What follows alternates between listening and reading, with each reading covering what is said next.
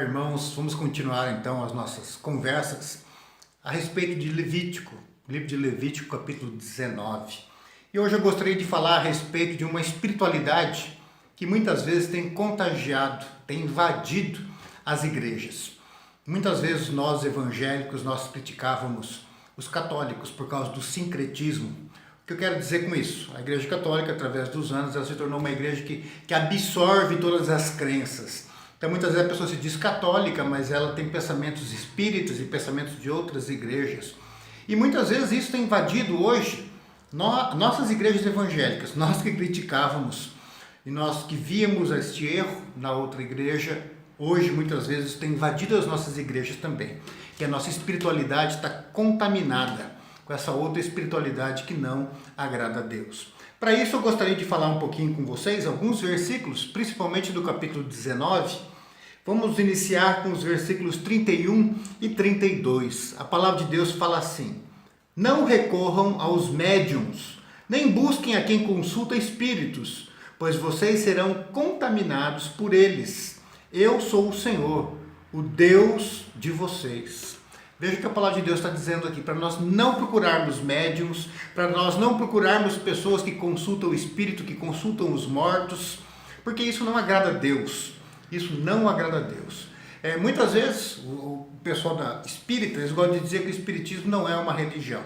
Tá bom, independente se você chama de religião ou não, para nós é uma religião, para o espírito ali talvez não seja uma religião, mas a verdade é que a Bíblia coloca o espiritismo, essa coisa de ter o médium, de consultar o morto, de acreditar em reencarnação, ver tudo isso como um erro, como algo que nos distancia de Deus e que traz consequências não boas para nós, traz maldições para a nossa vida. E é por isso que Deus fala, não recorram a médiums, não consultem espíritos. A Bíblia fala, aí pensando um pouco nessa doutrina espírita, que ao ser humano foi dado nascer, morrer uma única vez e depois disso o julgamento. Que não foi dado essa coisa de reencarnar para purificar, porque no cristianismo o que nos purifica, que nos santifica é a cruz de Cristo. É uma única obra de aperfeiçoamento, de santificação. E através dessa obra de Cristo nós também seremos glorificados, seremos como Ele é hoje junto do Pai. Então, meus queridos, nós temos que tomar este cuidado. A Bíblia fala isso, para nós não buscarmos estas práticas. O rei Saul foi atrás disso daí, de consulta aos mortos. E ele, como consequência disso, independente se ele viu ou não viu a pessoa, não vou entrar no mérito dessa questão aqui agora, isso é uma outra conversa, para um outro bate-papo nosso, mas o que aconteceu? Que esse ato dele, de ir consultar os mortos, procurar um médium, isso daí trouxe maldição para a vida dele, ele foi mal e ele saiu pior. Ele entrou com problemas e ele saiu com mais problemas. É por isso que Deus fala para nós não seguirmos essas práticas. Isso não é coisa nova, não é uma ciência nova que surgiu no século XIX, não é nada disso. Desde aquela época do Antigo Testamento, séculos antes de Cristo, já existia isso. E desde lá de trás Deus já falava, não façam isso. Não façam isso. No capítulo 20, só para reforçar um pouquinho a nossa ideia também, nossa compreensão, fala assim no versículo 6. Voltarei o meu rosto contra quem consulta espíritos e contra quem procurar médiuns para segui-los, prostituindo-se com eles. Veja só a palavra dura de Deus. Eu o eliminarei do meio do seu povo. Veja o que Deus está dizendo. Eu vou voltar o meu rosto contra essa pessoa que faz consulta de espíritos, que segue os médiuns, que segue esse pensamento, vamos trazer para a gente hoje, esse pensamento espírita, esse pensamento de reencarnação, esse pensamento de consulta aos espíritos, consulta aos mortos.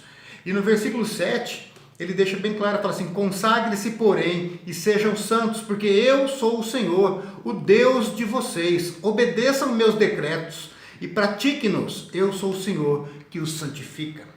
Veja só, Deus deixa isso bem claro para a gente.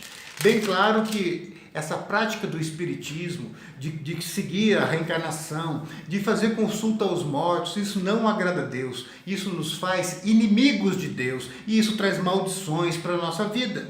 Mas no capítulo 19, Se você der uma olhadinha também no versículo 26, a segunda parte do versículo 26, coloca um detalhezinho a mais ali, que eu acho que é importante, principalmente para nós, brasileiros, porque nós somos um povo que parece que gosta do misticismo, que gosta dessa coisa que mexe com o sobrenatural, talvez mais do que muitos povos. No versículo 26 do capítulo 19 de Levítico, então, a segunda parte fala assim: não pratiquem adivinhação nem feitiçaria. Veja só o que ele está dizendo aqui. Então aquela coisa do, assim, pastor, mas eu sou crente, eu não vou lá na cigana para ler minha mão, eu não vou pegar a xícara de café, deixar o pó lá para ler a borra do café. Queridos, se você é crente, você realmente não deve fazer isso, porque o crente não deve seguir adivinhação. Mas vamos um pouquinho mais além, quando de repente você se diz crente e você acredita em signo. E você não sai de casa sem ver, eu sou de Gêmeos, eu sou de Peixes, eu sou de Virgem, eu sou de isso, aquilo, eu não vou sair de casa sem ler. Querido, você não tem que fazer isso. Ou você segue Deus, ou você segue essas coisas. Mas pastor, qual é o problema? A Bíblia fala que o justo é aquele que de fato é de Deus, aquele que foi justificado por Deus, aquele que se tornou filho de Deus e tenta viver como filho de Deus. Fala assim, o justo viverá pela fé, mas não é uma fé qualquer, né? Eu tenho fé, é fé em Jesus, fé no Senhor, fé no Salvador. Ele coloca o futuro dele nas mãos de Deus, ele não coloca o futuro dele nas mãos das videntes, na mão das ciganas, não coloca a vida dele e não acha que a vida dele está presa ou dependente dos signos do mês que ele nasceu. Ele não confia nessas coisas, ele não busca essas coisas, ele crê que a vida dele está na mão de Deus e ele descansa em Deus, somente em Deus, em ninguém nem nada além de Deus. Pastor, mas eu também não acredito em signo, não. Tem até uma amiga minha que é evangélica e ela tem uma tatuagem de signo e tal, mas eu sei que é errado, eu não sigo isso daí, esse negócio de signo, eu sou de Jesus. Tá bom, legal. Então deixa eu dizer mais uma coisa para você. De repente você não faz nada disso que eu falei. Você não segue espiritismo, consultar os mortos, você não vai se aconselhar com médiums e ver o que eles têm a dizer, você não faz adivinhação com ciganas, você não segue horóscopo, mas vou dizer uma coisa, será que você não cai vou usar essa expressão aqui, que eu gosto de brincar com isso, será que você não segue as ciganas gospel? Essas ciganas evangélicas que se dizem profetisas, esses profetas que ficam tendo revelações o tempo inteiro. Pastor, eu não vou sair daqui, a profetisa falou que o meu namorado tá para chegar, ele vai ser assim, vai ser lindo, maravilhoso. Olha, a profetisa lá falou que eu estou desempregado, mas vai pintar um trabalho para mim. Querido, você está confiando em quê? Adivinhação gospel. Está errado.